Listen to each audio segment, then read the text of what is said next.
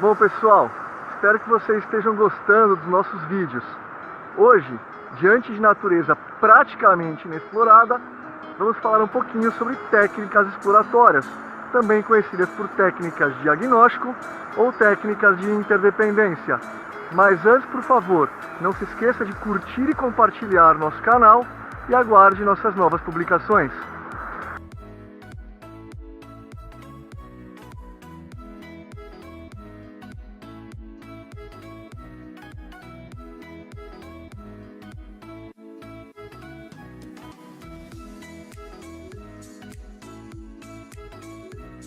Pessoal, vocês devem estar percebendo que mesmo longe do trabalho, mesmo longe do escritório, nesse lugar paradisíaco, estamos aqui compartilhando conteúdo com vocês. As técnicas exploratórias, também conhecidas por técnicas de diagnóstico ou técnicas de interdependência, são técnicas voltadas ao tomador de decisão e ao pesquisador que não tem a intenção de criar um modelo preditivo para outras observações não presentes na amostra. Ou seja, essas técnicas têm por objetivo principal fazer um diagnóstico acerca das observações que já estejam presentes na amostra e não têm capacidade preditiva ou inferencial. Independentemente disso, são técnicas muito úteis para a tomada de decisão porque apresentam capacidade interpretativa de dados e, mais do que isso, capacidade de elaboração de gráficos, capacidade de interpretação visual e muitas vezes os outputs dessas técnicas podem, por vezes, servir de inputs para outras técnicas confirmatórias ou inferenciais, como, por exemplo, modelos de regressão logística ou modelos de regressão para dados de contagem. As técnicas exploratórias podem basicamente ser divididas entre as técnicas de análise de clusters, também conhecidas por análise de agrupamentos ou análise de conglomerados, análise fatorial por componentes principais e análise de correspondência simples e correspondência múltipla. A análise de clusters tem por objetivo principal o agrupamento de observações que, por alguma razão, sejam similares em relação a determinados critérios e leva em consideração apenas e tão somente o uso de variáveis quantitativas para a classificação e critério dessas observações. Imagine então, por exemplo, uma situação em que eu tenha por objetivo classificar ou agrupar indivíduos similares, indivíduos esses que, por exemplo, podem ser clientes, pessoas físicas de um determinado banco. Imagine que eu tenha diversas variáveis desses clientes, como, por exemplo, a idade, a renda média familiar, anos de escolaridade e, obviamente, variáveis relacionadas ao próprio investimento dessas pessoas, como, por exemplo, volume financeiro aplicado em determinado fundo e a movimentação mensal da conta corrente. Todas variáveis quantitativas. Por quê? Porque são todas variáveis que eu tenho condição de extrair uma medida de posição, como por exemplo a média, e uma medida de dispersão, como por exemplo o desvio padrão.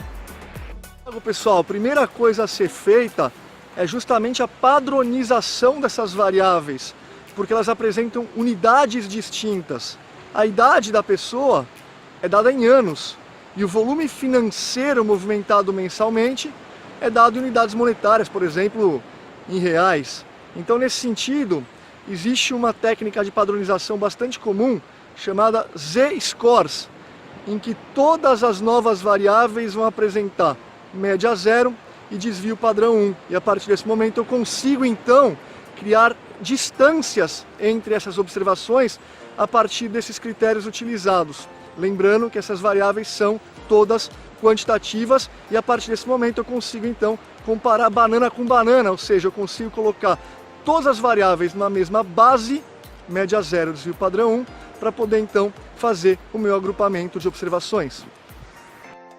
Lembrando então que, feita a padronização das variáveis, o pesquisador tem efetivamente condições de iniciar o procedimento de análise de clusters, por meio da criação de distâncias entre as observações. Muitas são as distâncias para variáveis quantitativas, como por exemplo a distância de Mahalanobis, a distância euclidiana ou a própria distância quadrática euclidiana. O pesquisador deverá decidir qual distância utilizar em função dos critérios de pesquisa para efeito de tomada de decisão. Além da determinação da distância a ser utilizada na análise de clusters, o pesquisador precisa também definir o método de aglomeração, a partir do qual, por meio de um esquema de aglomeração, vão ser formados os grupos ou clusters em que cada grupo vão conter determinadas observações ou determinadas pessoas físicas, clientes do meu banco. Feito isso, o pesquisador terá condições de avaliar visualmente também a classificação dessas observações em grupos, por exemplo, por meio de um gráfico chamado dendrograma e também por meio de mapas perceptuais, onde são alocadas as observações em cada um dos grupos formados. Esses grupos são outputs da técnica e representam uma determinada variável qualitativa, ou seja, não dá para tirar a média dos grupos. Essas observações ficaram no grupo 1, ou seriam mais bem alocadas no grupo 1 em função das variáveis utilizadas, por similaridade.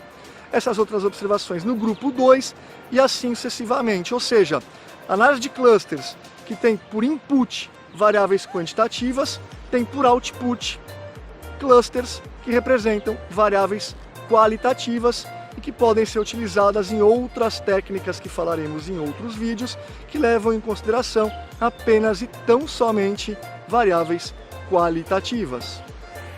Pessoal, fundamental então, análise de conglomerados tem por input variáveis quantitativas. Muito cuidado com isso.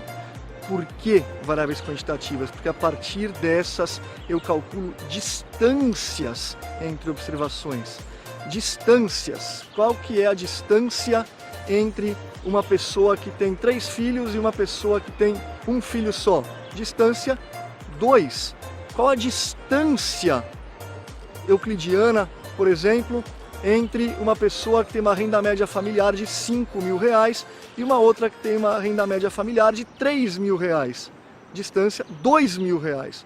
Agora não tem o menor sentido você falar de distância entre variáveis qualitativas, a não ser que você faça ponderação arbitrária, como nós já vimos no primeiro vídeo da série. Isso é completamente descabido. Qual que é a distância, por exemplo, entre uma pessoa que torce para o Flamengo ou uma pessoa que torce para o São Paulo? Não existe distância. Você pode fazer brincadeiras a respeito, mas distância efetiva sobre essas duas categorias dessa variável, no caso o time de futebol, não tem o menor sentido. Pessoal, já vi muita gente fazer análise de clusters para variáveis qualitativas, fazendo ponderação arbitrária, tanto na academia quanto no ambiente de negócios, tanto na universidade quanto nas empresas. Pessoal, cuidado, não faça esse tipo de ponderação arbitrária. Esse é um erro muito comum em análise de dados e esse é um erro muito comum da técnica de análise de conglomerados. É isso, pessoal. Curta e compartilhe esse e outros vídeos do nosso canal. Espero que vocês estejam gostando. E aguarde nossas novas publicações. Muito obrigado.